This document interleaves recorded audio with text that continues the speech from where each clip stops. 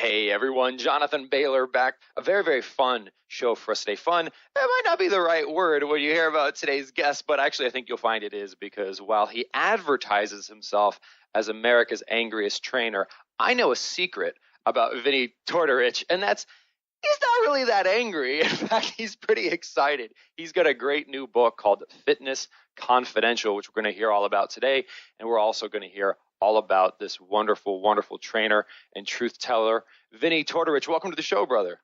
Hey, thanks for having me, Jonathan. And by the way, this is great because, my fans, I have a ravenous Facebook group of fans that got started, and they love when I'm on other shows because it's like having an extra podcast of me so they can they can go listen to it. So your bandwidth is going to go up a bit here, hopefully, from this show. But I'm excited to be on because I'm an actual fan of your show, The Smarter Science. So really, thanks for having me on. Vinnie, thank you. It's an absolute pleasure. So just to back up, folks can even hear just in your voice right now, you do not come off as an angry man. You come off as a very calm and serene man, but you call yourself and your very popular podcast, America's Angriest Trainer podcast. You got Angriest in there. What's up? Why so angry? Well, you're right, Jonathan. I'm not angry at all whatsoever. I'm a real jovial guy. I'm a real happy guy. But what happened was, I've been in this business for 30 some odd years, and the whole time I get angry not at people. I get angry at the industry that keeps lying to people. And as we say in the book, and as I say on the podcast, your good intentions have been stolen. Everyone wants to do the right thing. Nobody wakes up in the morning and says, you know what? I'm 80 pounds overweight, but I'm happy about that. I'm really happy that I have fatty liver disease, and I'm happy that I'm on the edge of type 2 diabetes. God, isn't it a wonderful day? I have metabolic syndrome. No one ever does that. And, these people go out every day and they go, today is the day I'm going to start and try to do something. And they'll end up on a Jenny Craig. Hopefully she's not a sponsor of yours. Or they'll end up on Weight Watchers. Hopefully not a sponsor. Or they'll end up on any of the myriad of, cabbage soup diety kind of programs only to fail again. Or they'll go out and think that they can run 2 or 3 miles and then drink a Gatorade, and that's going to save them because, hey, Gatorade is healthy after all. And it's just lie after lie after lie. And as I always say, I'm angry not at you, I'm angry for you because you want to do the right thing. You're just not allowed to. Your good intentions have been stolen. Vinnie, that is such we're kindred spirits there, right? There is the amount of effort. Look at America we exercise more than any country in the world. In fact, other countries laugh at us. They think it's ridiculous. And yet we're doing worse. It's not that we're not trying. It's, as you've said, we've been lied to. I'm glad you brought up the exercise thing because, yesterday I was, I take phone calls, paid phone calls from people who want to have an hour consultation. And these phone calls, Jonathan, come in from all over the globe. Australia, which, by the way, I can understand the Australians, but when I get calls from Poland, speaking broken English, and the whole time it's like lost in translation that this one-time Cajun who lives in Beverly Hills has to figure out a Polish accent. But yesterday I was speaking to this woman, and she was explaining to me, and I'm not exaggerating or making this up. I'll get her on the phone right now if you don't believe me. She exercises 3 times a day and can't understand why she can't lose a pound. And she's not been doing this for a month or 6 months or a year. She's been doing this for 10 to 12 years. I can't remember exactly what she told me. I want to say it was 12 years. That's sticking out in my mind. And I said, this is lunacy. This is crazy. She said, well, at first I thought I was crazy, but then I joined a triathlon group and then it seemed more normal because they exercise all day. I said, oh, so you're like an alcoholic who found some enablers to help you enable your bad behavior. And she said, yeah, that's exactly what happened. but she was calling me because she's ready to jump off of that treadmill, so to speak, of just exercising. And I explained to her, I said, you're doing a version of calorie in, calorie out, whether you want to believe it or not, because I know on some level you're counting your calories, and on a whole other level, you're trying to get those calories to go. And it's absolute lunacy that that's what she's trying to do. And she said, you're right. I never thought of it that way. I said, yeah, for the best part that I could figure out, you're an exercise bulimic. She goes, oh, no, I never throw up. I said, no, you don't throw up, but you're an exercise bulimic. You're trying to exercise. You're trying to throw up with your body. You're not sticking your finger down your throat, but you're just as bad or worse. And she got it. She understood. Vinnie, I love the parallel you drew there, where exercising more, if we're not smart about it, is analogous to just eating less or being bulimic. And in fact, it can obviously, as you know, as a trainer, if you exercise inappropriately, have all kinds of other long-lasting side effects that are much worse for our health, correct? Oh, absolutely. As I say on the Angriest Trainer podcast all the time, exercise is a very, very poor way to try to lose weight. And I always tell people, listen to what I just said, because I make my living off of exercise. And I'm telling you, and we describe that in Fitness Confidential, the book. I have a whole chapter saying, listen, I'm a trainer. I make my living. Every bit of my income is made off of the fact that I'm going to promote exercise. But exercise is not about losing weight. Exercise is about staying healthy. There's a big difference, because I always say, what does fit actually mean? In other words, if I said, Jonathan, look, I'm going to get you fit for a marathon, but we're never going to run. I'm just going to have you do squats all day, every day. Would you be fit for a marathon? No, but you could probably join the Olympics and be on the weightlifting team. So what does fit actually mean? What are you fit for? And that's what exercise is. If I say, all right, Jonathan, look, we're going to row a canoe down a river, I'm not going to have you jogging every day. I'm going to have you rowing a canoe, But people automatically think, oh, look, I'm watching the Tour de France. I see these Lance Armstrong types. They seem to be lean and sinewy, and they ride a bike. Ergo, riding a bike makes you lean and sinewy. No, the reason they ride a bike and they do well at it is because they happen to be lean and sinewy. It's a big difference. Very similar to the argument that joining the NBA does not make you taller. However, being taller does help you to get into the NBA. Yeah, or as I always say, we can sit here and do cliches for an hour if you want. It's like trying to measure your weight with a thermometer. It just doesn't work.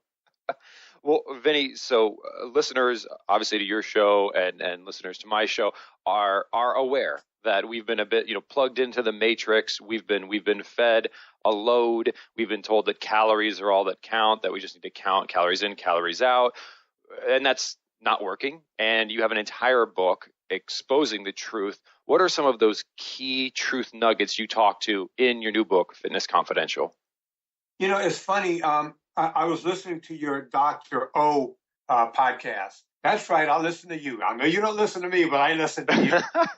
And what's in my book is not much different than one of the words he used in his conversation with you. I throw the word around cognitive dissonance a lot. And my favorite example is, people, get into things like triathlon, and they do it because they want to lose weight and they want to have fun and they want to do it around other people. Yet when you get to the event and they hand you a swag bag full of goodies, it's full of sugary things, gels and Gatorade type products and all this stuff. And, you're sitting there, and now, triathlon is pushing drink chocolate milk after, replenish with chocolate milk. It's the most lunacy I've ever heard in any sport. Do all this great work and then go drink chocolate milk. So the book addresses those kinds of things. I talk about the pros versus the age groupers in those type of events. As I've always said, in America, when you go to a marathon, you'll see one black guy from Kenya win the event, and then a bunch of big fat white people waddling in right behind him for the next 5 hours. The question becomes, why aren't we that guy?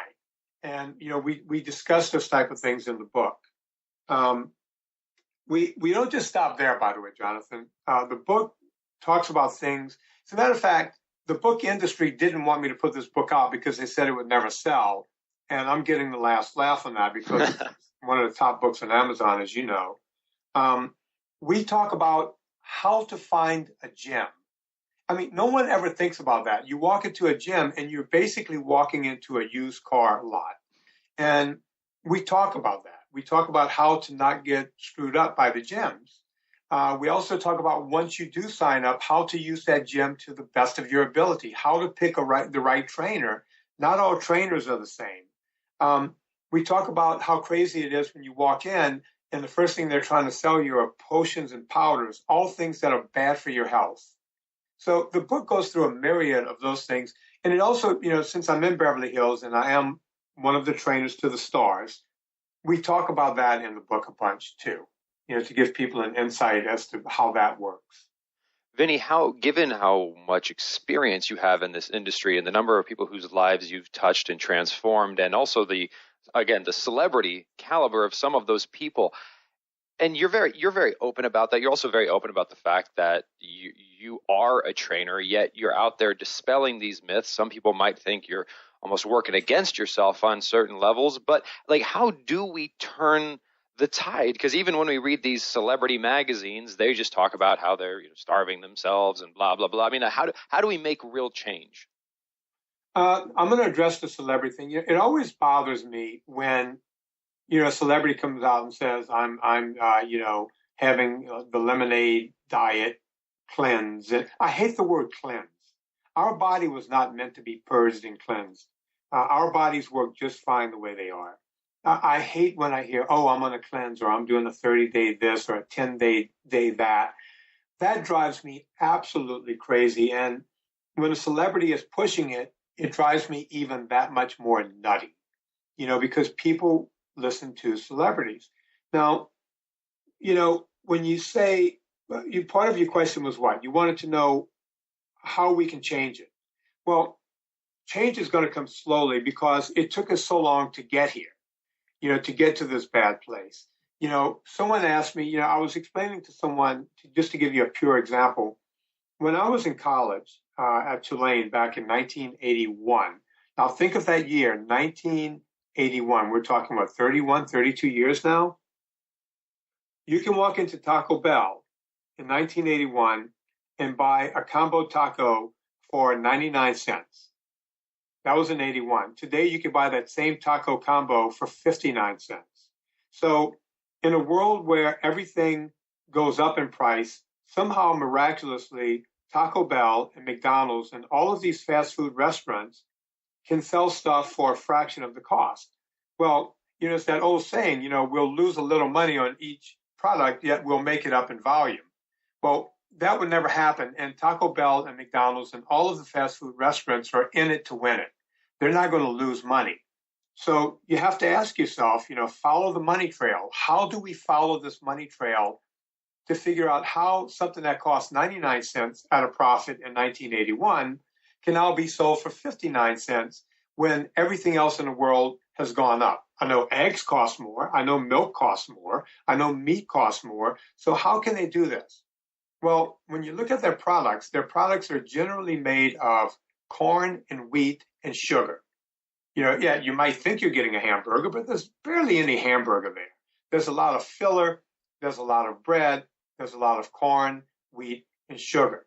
And since we have a government that decided back around the Depression to subsidize corn and wheat and sugar, well, it started subsidizing sugar a little later, but corn and wheat certainly back then, because as we know now, back in those days, corn and wheat were too big to fail. Does that sound familiar in today's world? The auto industry is too big to fail. We were having that problem because we were based on farm-based economy back then. So the government got into the game of subsidizing corn and wheat. The thing is that the government figured out, wait a minute, this is a pretty good business to be in. So here we are in 2013, and guess what the government is still doing? It's still subsidizing corn and wheat. And you don't have to look any further than the pyramid that should be turned upside down, by the way. But if you keep it the way they have it, they're still telling us to eat all of this corn and wheat. And we're subsidizing it so much that Taco Bell can sell a taco at the fraction of a cost that it could even sell it in 1981. Did I make any sense there? Or did I go off on too much of a tangent? I think you made a lot of sense, Vinny. And it's another thing that, I'm glad you bring up the term angry, because sometimes, I don't know if it's like angry or conflicted, but we talk about, the McDonald's and Taco Bell's, the chocolate milk after marathons. And if we look at some of the efforts that are being made, like God bless Michelle Obama for trying to help kids to overcome obesity. However, the solution, in quotations, that a lot of people seem to be offering is just go run around outside more. Like if kids would just run around outside, in fact, like they should eat their Frosted Flakes to give them energy to go do that. And then we should give them McDonald's as a reward for doing that. But as long as they just keep exercising, we can keep pumping them full of garbage and it won't kill them as quickly. So that's why we got to put them on this hamster wheel and just have them run around more. Like that seems a little backwards and sick. Well, Jonathan, as I always say, you can't outrun sugar. You can't beat sugar. I don't believe in calorie in, calorie out, but whenever I have to convert someone who believes that, I always say, you can run for 3 miles and you might burn 250 calories, and that's going to take you 30 minutes. Yet you can eat a small bag of M&Ms in about 15 seconds and put those calories back on. And addressing Michelle Obama, she went up against the food industry, I think, towards the middle of the first election, after Obama was elected the first time. And she went to the food industry and said, we need to make some changes. And guess what? They shut the little lady up pretty fast and put her in a place. And then she went away from that and decided to start growing a garden in the backyard of the White House, because she still had to do something. She's trying gallantly, but nothing's going to happen. She went up against an industry that the country doesn't want us to go up against. Well, and Vinny, but why is that? Like, let's saluting her for those amazing efforts. I can imagine 100 years ago, folks didn't want the tobacco industry to be attacked. It was a huge source of income. People enjoyed smoking. Everyone did it. It was a part of society. But the truth came to the surface and things changed due to the noble efforts of individuals. How do we do that again? I think it's going to be difficult. I'm not that political, but when you have an economy based on the fact that we ship this corn and this wheat around the world, and when you look at all the money we owe countries like China, we're so far behind the 8 ball money-wise that it seems like it's almost an insurmountable task to try to turn it around. Now, what I tell people to do is, since we can't really turn the government around, we can turn ourselves around. Each person can, take it upon themselves. And Fitness Confidential, we talk a lot about that. I have a chapter, literally the chapter head is called Cut the Crap. And that chapter talks about just what we're talking about here. It's going to be hard to change the world, but if we can start changing one person at a time and not worry so much about policy. I think it's important that someone worries about policy, but when you have a money trail that you're trying to cut off, and we owe money all over the world, and we're fighting wars all over the world, and we need money, we're never going to come out from under that. And it's sort of a Pollyanna attitude to think that we could. We have our backs up against the wall. The unfortunate thing with what I'm talking about here is it doesn't address the masses. Jonathan, let's be honest. People that will turn on a podcast and listen to me or listen to you are more sophisticated than most people. Would you agree with that? I think we have a very intelligent listener base. Absolutely. Because look, they all have Apple computers. They know how to, pull up iTunes. They know how to do things. Guess who doesn't have this? Everyone else. People living in projects and people living in poverty and people just trying to live day to day do not have this. And, how do we turn those people? You and I will never reach them. Even if we got on television, we can try to reach them. But guess what? The 59 cents taco is still what they can afford to fill their belly with. and you can't tell people to starve. So it's almost an insurmountable task. One of the things I bring up in the book, because I bring up everything in the book, is, out here in California, we have at Disney World, it's called It's a Small World ride. And I don't know if you've ever been on that ride, but it's a boat that you ride on. It goes along a track through the Small World amusement park. Well, they had to stop that ride for almost a year and dig the trenches deeper because people are so heavy now that they were bottoming out the boats. So when those boats were originally built in the mid-1950s, they could float easily along the track, but people are so heavy now that the boats were bottoming out. And if that's not, eye-opening to say, look, we have a whole society of people, and our healthcare industry is crumbling under, things that didn't even exist. Look at this. I know I'm all over the place, but this is how I get angry on my own podcast, and I go nuts. Look at the healthcare system. Even 20 years ago, the only person that would have had fatty liver disease would have been an alcoholic. Today, fatty liver disease is just running rampant. It's everywhere. And how do you get fatty liver disease? Well, if you have a little too much insulin and leptin and ghrelin, and all these hormones in your body that's driving, the fat to be stored, it's going to be fat. You're going to end up with fatty liver disease. There's no two ways about it. It's what happens. We have metabolic syndrome. We have sleep apnea. We have people with type 2 diabetes.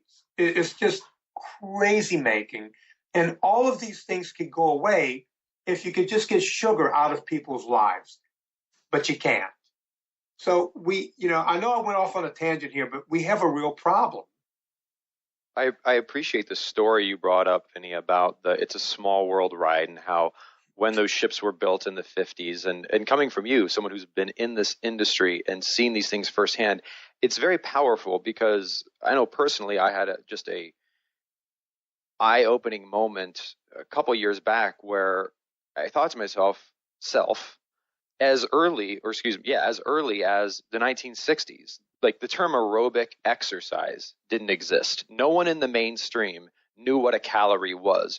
Gyms, like my mother tells me that when she was in college, she was not allowed in the gym. They would not allow women in gymnasiums. Oh, no, they had separate men and women gyms. Yep, and they thought that, it could compromise her ability to get pregnant someday and that, in fact, she should avoid these types of things. So we have a culture in which no one knows what a calorie is. Aerobic training doesn't really exist. Women, in many cases, aren't even allowed in gyms. And we have dramatically lower incidence of everything that's plaguing us today. It's funny. I tell a story because my book is just a collection of stories. Again, that book is Fitness Confidential. My book is a collection of stories. And one of the stories I tell is when the whole aerobic craze hit in the early 80s. I was down in New Orleans and I went to this aerobic class.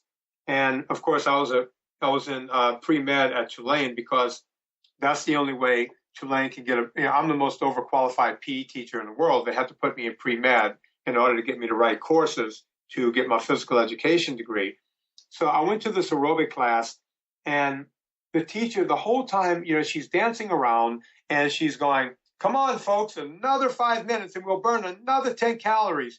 Come on, we're going to burn another 5 calories. Oh, let's do these leg kicks. We're going to burn another 12 calories. She's just, she became like a calorie counting abacus, as I said.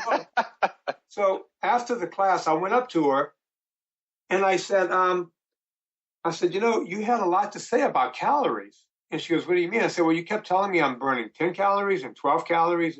And by the way, the only reason I went up to her was because I wanted to get a date with the girl. And I said, every time I did a leg lift, you were telling me it's 2 calories. And when we did a push-up, it was this. And she goes, yeah, that's right. I said, that's interesting. Can you tell me what a calorie is? And you could just see a big, giant question mark go across her face. She goes, well, a calorie is, what you burn. I said, okay, but what is a calorie? You had a lot to say about calorie, but you didn't really, you can't tell me what a calorie is. She goes, well, a calorie is, it's a thing. I said, really? What do you mean it's a thing? She goes, it's a thing. So I decided to let her off the hook. And I said, listen, a calorie is a unit of energy. That's all it is. It's a unit of energy. It's what it takes. Energy is heat. It's what it takes to raise one emulsified drop of water, 1 degree. And she looked at me as if to say, what are you talking about? And then she offered me a piece of sport gum. And she told me, if you chew this, you'll burn more calories. That's when I knew I would never go out with this girl, by the way. You're like, and then I married her. No, I was like, yeah. I was wondering how that story was going to end. And she's in the next room right now. And 30 years later, she's... Oh, Vinnie. Well, Vinnie, how do we... I mean, we know, all right? Like you said, everyone who's listening to these shows, we know it's about food quality.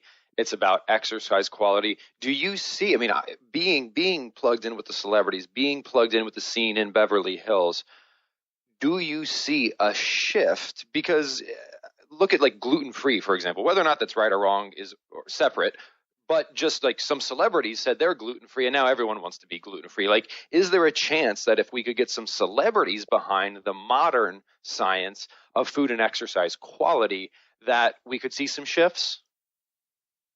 We could, but, again, the problem with that is because I do deal a lot with celebrities and, I don't talk about many of them. The one I do mention often is Howie Mandel, because he and I, outside of him hiring me, over the years, we've become friends.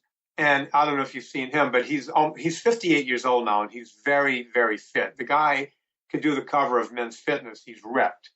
And, we talk about that kind of thing all the time because he's a very pragmatic man. Everyone thinks of him as being a goofball on television, and he's a goofball who's amassed hundreds of millions of dollars in his life.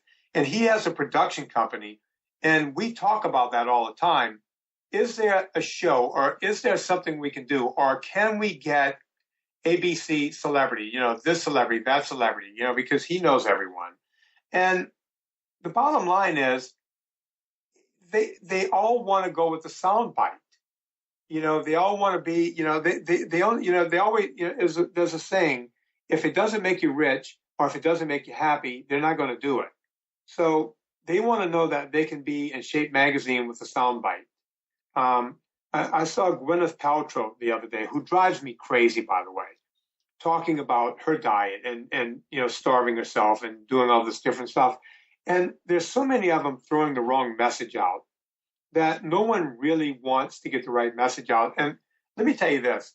Over the years, Hollywood has tried to use me to go on infomercials and do all this other stuff. And they will offer me hundreds of thousands of dollars to do this.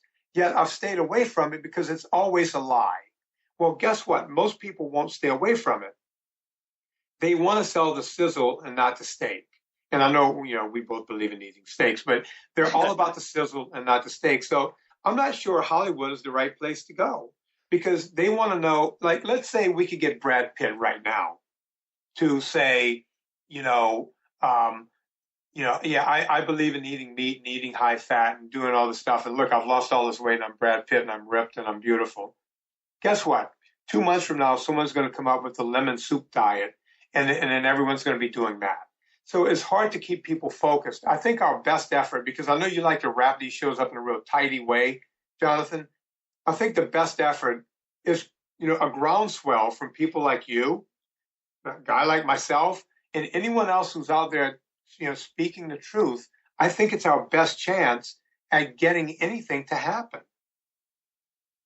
I think that's fair, Vinnie. I think coming from the ground up is really positive. I also, in all transparency, I do think that we do have a little bit. I think people may undersell the amount of sizzle that the steak also has, because like if you look at your work, my work, we're talking about eating more delicious food and doing, in many cases, less exercise. And to many people, that's pretty darn sizzly. It is, but people like to take something with it. It's the problem with what you and I do is there's no trickery involved. Think about it. When we were all thin in 1970, there was no trickery. It was just, you just ate what you ate, and it had less grains and less sugars. And because of that, I mean, when I was a kid, you're a lot younger than me, but when I was a kid, it was meat and three. It was like you would have meat and three vegetables. Everything was meat and three, meat and three. And that's the way I eat now. It's just not, I guess you're right. We can make this the sizzle that you can eat more. But, people want to know that one thing they can eat with total impunity. And that's what I'm trying to get people to change when they come to the Angriest Trainer podcast, or when they do go and pick up Fitness Confidential. I want them to read the words. If you go on Amazon and see the reviews, I think I have over 250 reviews now, and they're mostly positive. People are saying, oh, you know what? I already knew this. I just need to get back to this. And the reason I think the book is selling so well is people are actually buying the book and giving it to other people that need the book.